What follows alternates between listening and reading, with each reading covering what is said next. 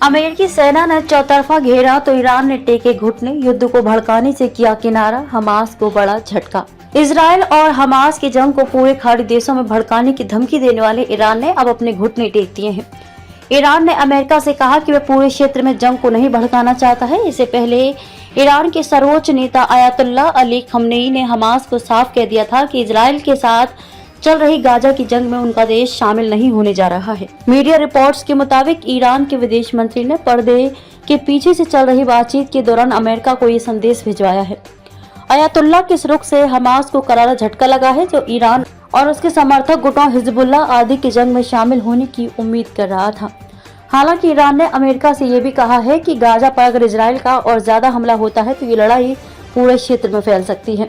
Financial times की report के मुताबिक ईरानी विदेश मंत्री हुसैन अमीर अब्दुल्लाहियान ने कहा कि पिछले 40 दिनों से ईरान और अमेरिका के बीच संदेशों का आदान प्रदान हो रहा है। यह ईरान में स्विट्जरलैंड के दूतावास के जरिए हो रहा है। उन्होंने अमेरिका को जवाब देते हुए कहा कि ईरान नहीं चाहता है कि यह युद्ध भड़के, लेकिन अमेरिका और इजराइल ने पूरे क्षेत्र में जो रवैया अपनाया है और गाजा तथा पश्चिमी किनारों में लोगों के खिलाफ अपराध बंद नहीं होते हैं तो कुछ भी हो सकता है, एक व्यापक संघर्ष भड़क सकता है।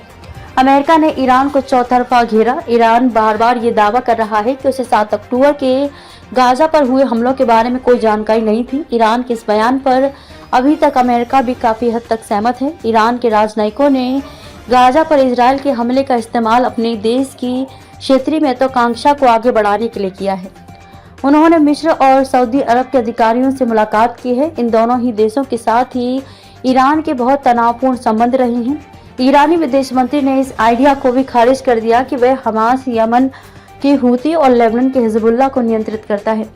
ईरानी विदेश मंत्री ने चेतावनी दी है कि ये सभी गुट अलग भले हैं, लेकिन वे फलस्तीन में मुस्लिमों और अरबों की हत्या को लेकर एक दूसरे से अलग नहीं हैं।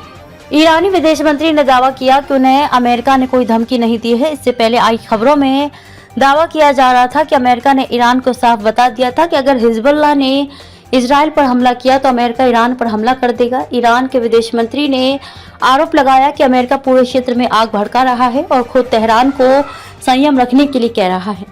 आपको बता दें कि अमेरिका ने ईरान की सीमा से मात्र 300 किलोमीटर की दूरी पर अपना परमाणु एयरक्राफ्ट कैरियर तैनात कर रखा है। यही नहीं, अमेरिका ने हजारों की तादाद में सैनिक और परमाणु पनडुब्बी भी इस इलाके में भेजी है।